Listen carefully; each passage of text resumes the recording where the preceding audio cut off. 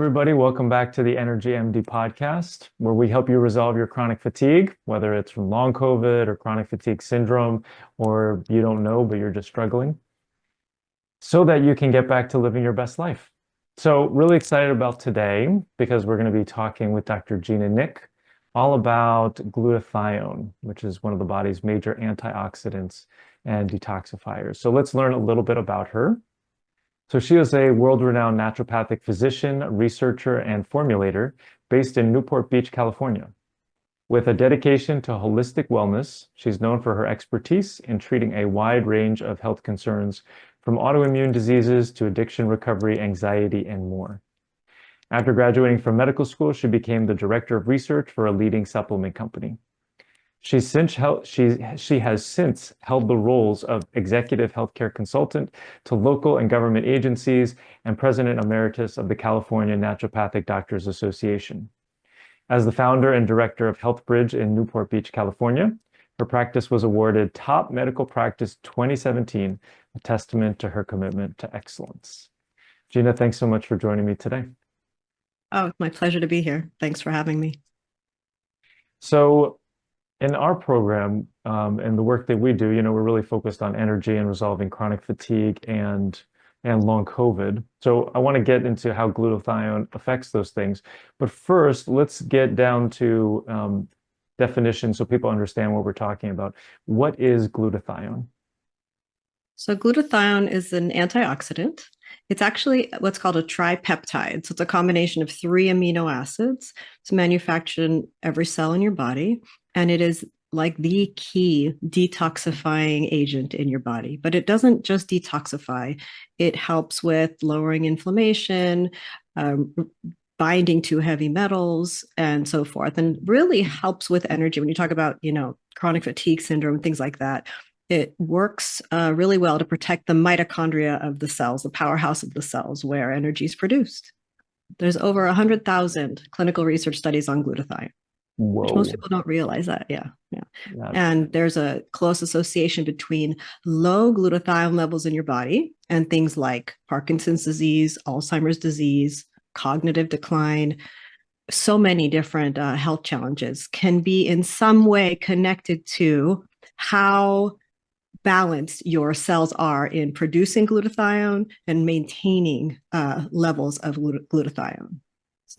So I'm always curious whether that's because there's a genetic predisposition to low glutathione, or whether it's because, when people have heavy metals, chemicals, molds, infections, etc., those end up depleting glutathione.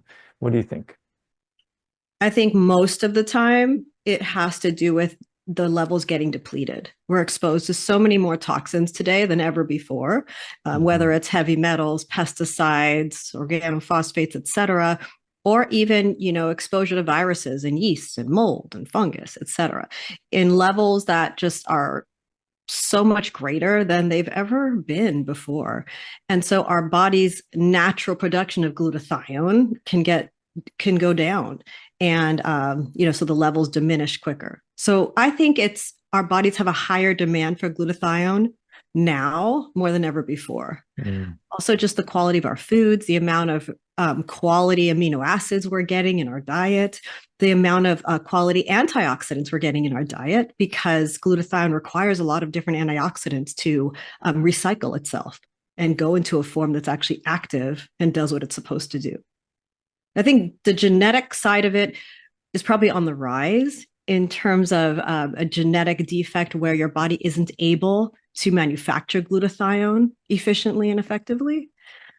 But big picture wise, I think it has more to do with just the sheer volume of exposure to toxins that we're all facing, including radiation. Mm-hmm.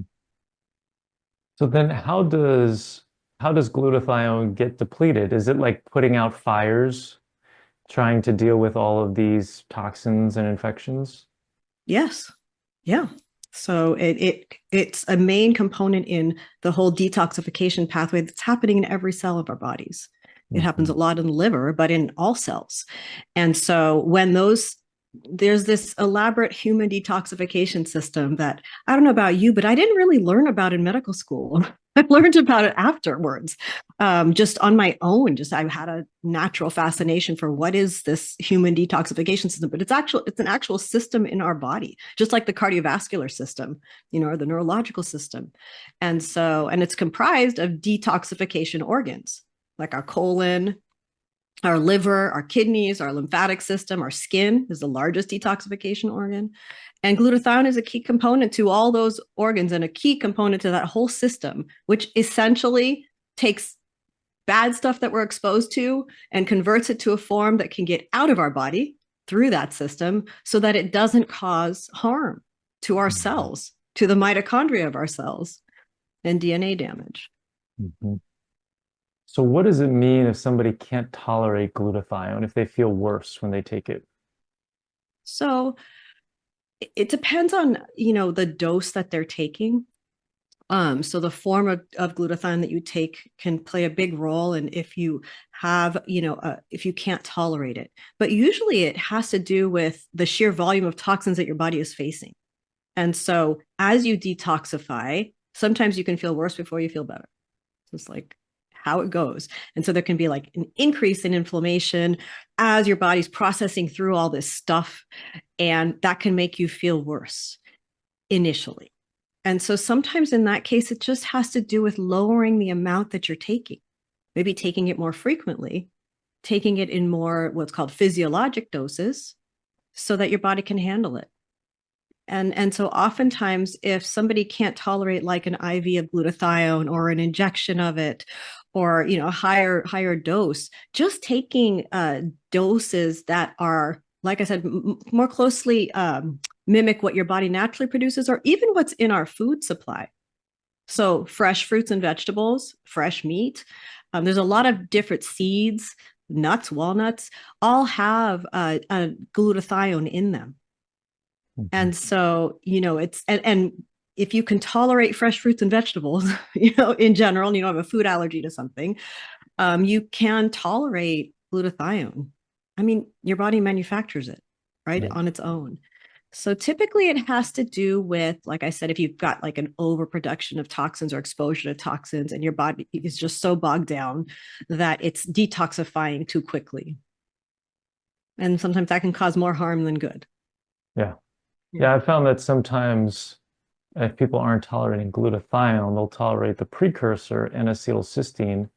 Yeah. And it seems like it's detoxifying at a slower rate potentially. Why do you think that potentially NAC might be better tolerated than glutathione in some cases? NAC isn't as doesn't suck up as many antioxidants to keep itself balanced as glutathione does. So glutathione requires a lot of cofactors, things like selenium and vitamin E and C and D, to function properly, to go from what's called an oxidized form to a reduced form, which is the active form that has the effect. And acetylcysteine is a precursor to the production of glutathione. It's one of those amino acids. I said that there's 3 amino acids that comprise glutathione. So cysteine, glycine, and glutamic acid. So cysteine is one of them. And it also can tend to be a rate limiting step to the production of glutathione. So taking NAC can really help with boosting your levels naturally. Is there ever a case in which somebody might want to take both NAC and glutathione? So, I love complexes. Like when I'm formulating a supplement, I like to, put complexes together. And so taking NAC with glutathione, you would be taking the straight glutathione if it's in a form that's actually, the reduced form that actually gets absorbed by your body and isn't broken down by your stomach acids, gets into your cells where it has the effect. Taking that and then also taking NAC would better maybe guarantee that your levels remain elevated. But I think taking one or the other is likely good enough in terms of boosting your glutathione levels. If you really need glutathione daily and your body, you're experiencing long COVID, or you have foggy thinking, or you have any sort of autoimmune condition or chronic condition with an inflammatory component, things like rheumatoid arthritis or Hashimoto's and things like that, you may be better off taking straight glutathione in a form that gets absorbed by your Mhm. cells. Yeah, it's Because then you interesting. don't have to rely on the other amino, because with cysteine, that's one of the peptides, right? But then you still need the glutamic acid and the glycine, right? Right. So and vitamin C and D, etc. Yeah, it's interesting how sometimes as practitioners we get in our minds about what the research says about a particular substance and miss it for the whole picture. Because if we're looking at research on N-acetylcysteine, I would imagine the research can be extrapolated to the glutathione, and there's probably research out there. Oftentimes we think about N-acetylcysteine being good for the lungs. Well, Yeah, there's research on glutathione being good for the lungs as well, and so it's kind of like, are they? Is it just is N-acetylcysteine essentially just kind of like a weaker version that's kind of limited by the other peptides, not having the other peptides? exactly. Hmm. Exactly. It's so your body can take N-acetylcysteine, and if it has the other components, can then manufacture the glutathione. Hmm. So for So, me, I mean, uh, if I'm going to choose between NAC and glutathione, I would take straight glutathione.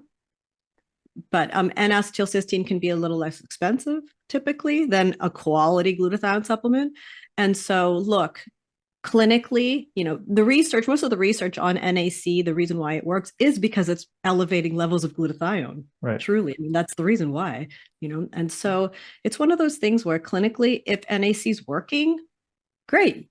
If you're feeling like you need to boost your levels more, or you get tested and it appears that your glutathione levels could use some help, take straight glutathione. Hmm. Yeah, I definitely started off with glutathione, and I do believe that the research is better for on with glutathione.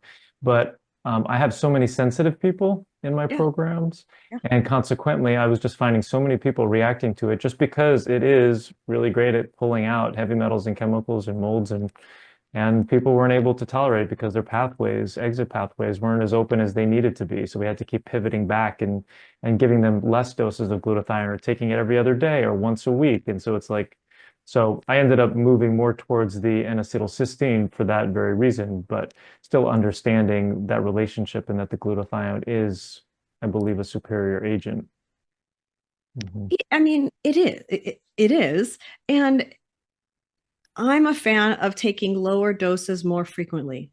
We're Mhm. exposed to toxins day to day. So just logically, I'm very much about whole food based nutrition. As director of research at Standard Process Nutrition, which is all about whole food complexes. So that's kind of my bias. And so I believe in taking like glutathione in a lower more dose that more closely mimics what you should be getting in your diet, but most of us are not, Mhm. relative to the amount of toxins we're exposed to. And so taking it daily with some of the cofactors like vitamin C, vitamin D3, magnesium, et cetera, zinc. I like also adding zinc with glutathione as well. Nice. So that it's balanced, right? You're kind of giving your body what it needs to maintain homeostasis. So glutathione is under tight homeostatic control. So giving it too much doesn't really make sense to me anyway. It's almost like your body's going to be fighting to keep those levels balanced anyway. Mhm. So But that's what finding, just clinically in my practice. I used to give, and I will still sometimes give injections of glutathione. It's on a case by case basis, depending on the patient and what's going on.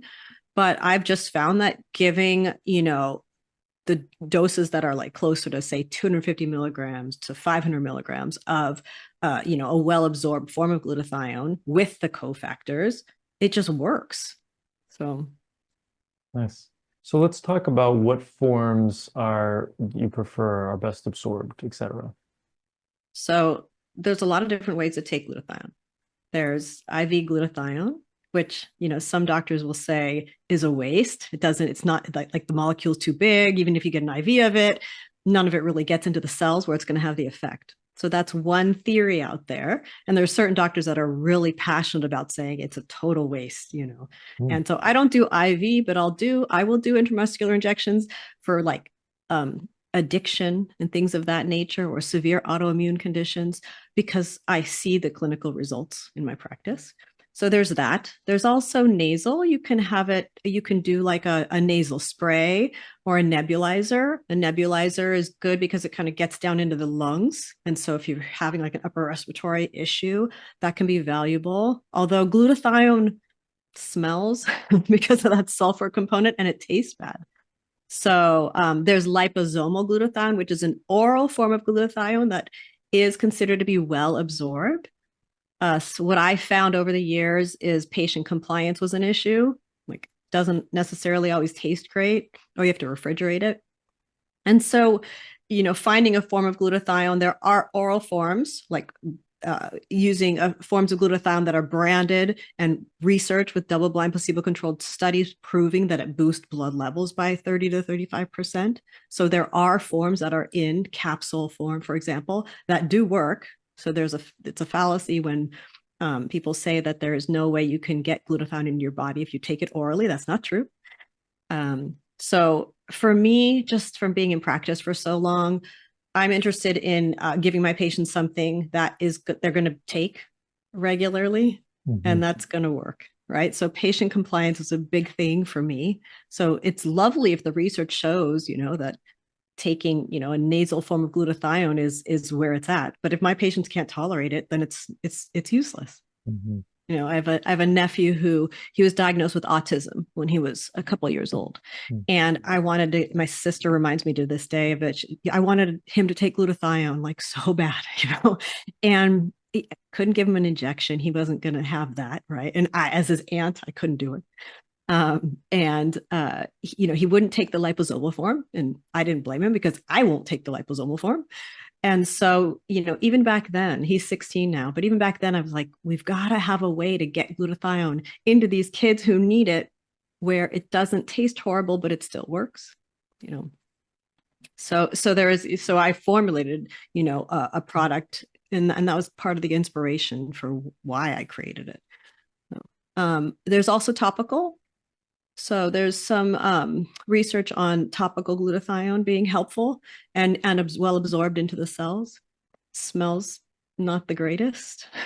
So again, patient compliance is an issue. Yeah. Nice. So then what's the one that you formulated? What form is that? I got inspired. I back up a little. I was hired by a company who manufactures oral glutathione to research it in my practice because I was so, I wrote a book about detoxification and I created the standard process purification program and all this. So they wanted me to study it in my practice. And so I did. I'm like, wow, this stuff is amazing. But, they paid me to do a real deep dive into glutathione. And so once I did that and I was out speaking to doctors and patients about this, I'm like, this is amazing. Why doesn't everybody know about it? Why isn't it out there? How do I, and then it was at that time that I was like, I want to make glutathione a household name. I want everybody to know about it and have access to it. So I decided I have a young daughter, and I really don't like when, she's given candy and things like that. And I liked candy as a kid. I'm like, I want to create a form of glutathione that is like candy, but has no sugar and actually helps the brain versus sugar that harms the brain. And so I created a glutathione pixie stick. So it actually tastes like a pixie stick, but it has the well-absorbed form of glutathione in it, but it also has glycine as a sweetener. And glycine is one of the amino acids that makes up that tripeptide, and as well as magnesium and zinc and vitamin D. So some of those cofactors. So it, gets absorbed better. And you're also giving your body some of the things that it can use on its own to manufacture more glutathione if it needs even more. Nice. So it's a pixie stick. That's great. And so you said a well-absorbed form. Does that have a particular name? Is it a particular isomer? So the brand is called Cetria glutathione, and it's created through a fermentation process. And so, but it is a combination of those three amino acids, and they did the clinical research on it and proved that it actually boosted blood levels. And that was at a time when everybody was saying, researchers were saying, doctors were saying, glutathione doesn't work if you take it in a capsule. And so this was really awesome when I came across it. and saw the research on it and then used it in my practice, more importantly for me, and saw that it was working for so many different issues. I really saw a benefit with perimenopausal and menopausal women in terms of treating the symptoms that they were having, like hot flashes, sleep issues. And I'm like, wow, without taking hormones, without taking bioidentical hormones. Yeah. And so that's the form that I like to use. It's not inexpensive, but I see it as worth it because it actually does, gives you the result you want without having to, get an injection or use a nebulizer, things like that, or take the liposomal form, which is good. Liposomal is good. I just don't like it. The taste, clinically Yeah. it's great and, it works, but. And so then what's the dosing? What's the dosing for kids? What's the dosing for adults? Yeah, so I created a glutathione pixie stick for kids, and it has 125 milligrams of the cetria glutathione, but then it also has double the amount of non-GMO derived vitamin C, buffered vitamin C, because vitamin C and glutathione work together, as well as vitamin D3 and magnesium and glycine and all those things. And then the adult pixie sticks have 250 milligrams of the cetria glutathione. So, it's something where it's not some high dose. It's something you can take regularly. And I've said forever, I've been passionate about detoxification since I got out of medical school. And I'm a big fan of doing something daily to support your detox mechanisms because we're exposed to toxins daily. So I'm always telling patients, just consciously make a decision, whether it's taking glutathione, whether it's getting in the sauna, which is a great way to remove toxins, whatever exercise. There's a lot of different ways to support that human detoxification system. But that was kind of the idea behind the dosage for these was, what's a solid amount that if you were super wonderful about eating all your fresh fruits and vegetables and they weren't laden with pesticides, even if they're organic, sometimes they have pesticides on them anyway, and things like that, like in a perfect world, what would you actually be giving your body that it needs to have the levels, that will keep you healthy and well? I mean, low glutathione levels are associated with cancer. Low glutathione levels are associated with attention deficit disorder, autism, you name it. I mean, there's so many conditions. And I think the reason for that is because it's so essential to the human detoxification system, and it's manufactured in all the cells in our body. So it kind of speaks to the importance of it. And it's not just like you're replacing a deficiency. It actually has function in the body to remove heavy metals and chemicals and molds. And so is it and improve immune system function. So when it's removing the toxins out of the body, is it operating like a chelating agent? Is it opening up liver pathways? How is it actually doing that? It conjugates, so it'll bind to the toxins and then turn them into a form that's water soluble and can then get released through your kidneys, your skin, etc., and your liver. And so it's glutathione, it works by conjugation. It also neutralizes free radicals, so reactive oxygen species. So it works as an antioxidant, so again binds to those free radicals and renders them inactive, so they can't cause harm. I find it fascinating that free radicals tend to congregate in the mitochondria of our cells, the powerhouse of our cells, where energy is produced. And so, especially like in the brain, our brains are more vulnerable to exposure to toxins, and our levels of glutathione get depleted relatively quickly in the brain, making the brain even more vulnerable to having low levels of glutathione. Interesting. Leading And to things like neuroinflammation. right.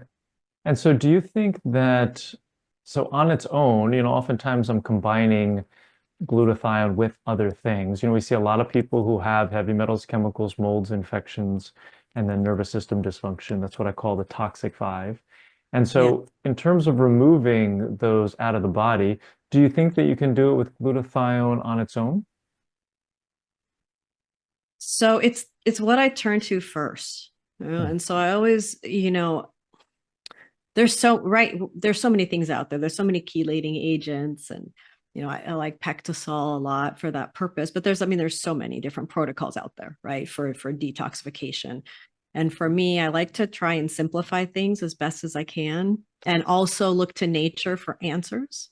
And I know that eating fresh fruits and vegetables, eating unprocessed foods is definitely associated with a reduction in chronic illness and a reduction in symptoms associated with toxicity, right? Whether it's exposure to molds or chemicals or you name it. And so to me, it's like introduce that into the body first and then see Hmm. how far you can get. And sometimes, low dose, slowly over time can be the best way to heal, to truly heal your Hmm. body. And again, there are those cases, and yeah, I know you have those where it's intense, and the patients are experiencing a severe toxicity reaction. And in those cases, I would say glutathione is the first thing I will always turn to, because it just makes the most sense to me.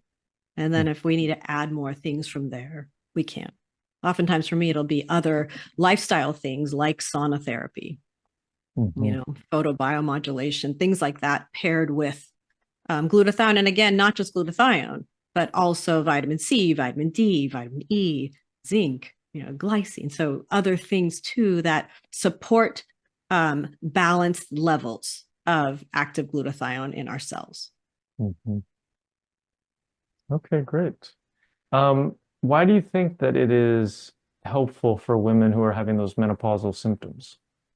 Because it helps with the clearance of toxic forms of estrogen, number one. So it Mm. helps to clear those out. So a lot of times when women are in that perimenopausal or menopausal phase, their levels of progesterone go down, their levels of estrogen go down. And with hormones, you have a receptor and you have the hormone, and then they bind together to have the action. So if all of a sudden our bodies aren't making the estrogen, what happens to that receptor initially? Well, it's kind of open, and there are toxins in our environment, pesticides, et cetera, that are classified as xenoestrogens. So they're toxins that actually mimic estrogen and bind to those receptors and cause and wreak havoc on the body, cause inflammation, cause a lot of the symptoms that women going through perimenopause and menopause face. And Mm. so I think that glutathione is helping to just clear out that entire process so that as the levels gradually decline, it's more of just a natural easing, into a different phase of life where your body, yes, is operating with less hormone, while also blocking toxins from wreaking havoc on your system and causing other imbalances. So I think that's part of it. Also, an estrogen deficiency will cause inflammation.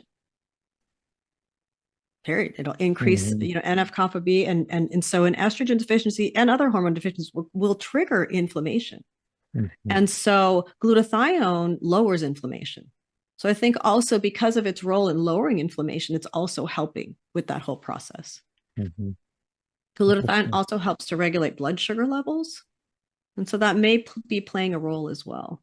I mean, Mm. hormones are so central to everything happening in our bodies, and so as the levels go down, like I said, you've got inflammation, there can be blood sugar dysregulation, triggers, storage of fat and sleep disorders, etc.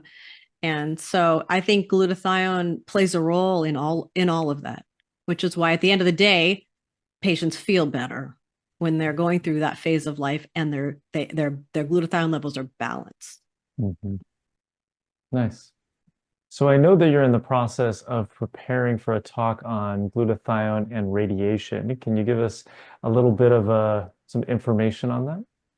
Sure. So, we're exposed to radiation in a lot of different forms. There's ionizing radiation, there's, radiation from your television, there's X-rays, there's electromagnetic frequencies, radiation from our devices. And there's data coming out all the time on the association with exposure to like electromagnetic frequencies and disease, cancers, et cetera. Like we've all heard of like from holding a cell phone, the increased risk of brain cancers and so forth. And so what we know is that glutathione protects cells from damage from exposure to radiation, all forms of radiation. And so I think that just in the future, turning to glutathione as a way, again, for me, it's day to day, like making sure your glutathione levels are boosted day to day is good, a wise thing to do to protect our cells from the bombardment that we experience from exposure to radiation, which is another form of toxins, a really powerful form of toxins that we don't see, but it's causing a lot of harm. Mhm. Yeah. And so, I mean, if you're going to go for an X-ray, I would boost your levels of glutathione before going in for that X-ray, and boost your levels afterwards as well. If you've gone through radiation treatment for cancer, I would look at boosting with under the guidance of your oncologist, boosting your glutathione levels back up again afterwards, after going through radiation treatment or after going through chemotherapy, just to help balance everything back out again. Yeah, and a lot of people don't realize that glutathione is an immune modulator, Yes. and so oftentimes, vitamin D is an immune modulator, high dose fish oils. And so a lot of people don't realize that that's, we don't know which came first, the chicken or the egg, but a lot of people who have, I would say the majority, 95% of everybody who has long COVID and chronic fatigue syndrome has low glutathione. And so it's like, okay, is your immune system dysfunctional because your glutathione is low, because of these toxins or genetically or whatever, or is it because of something else? So yeah, I've always thought that that's really interesting. The immune system has to be functional in order to be able to help get rid of some of these causes that we work on. And so if we don't have something like glutathione on board to help manage the immune system, then your immune system is going to be more dysfunctional. Yes. Yes. Yeah, glutathione can help to fight off infections. During COVID, there was research that came out showing that glutathione helped to prevent a severe reaction to COVID. Mm-hmm. Taking glutathione helped to prevent a severe reaction. Why? Because it's boosting, well, it's doing all the things, it's boosting immune function, it's lowering inflammation, it's boosting antioxidant capacity, it's helping to heal the mitochondria, helping to heal cells. And so big picture wise, it's, helping to prevent, that cytokine storm, and compromised immune function long term. Mm-hmm. Yeah, and I think people get concerned when we talk about adjusting the immune system because of something like the cytokine storm, that became more common or more well known with COVID. But when you're talking about it and a modulator, this is modulating the immune system. It's not necessarily stimulating it, so it's Yes. helping to balance. And the cytokines are basically out of control, and so it's kind of reining them in. Yes.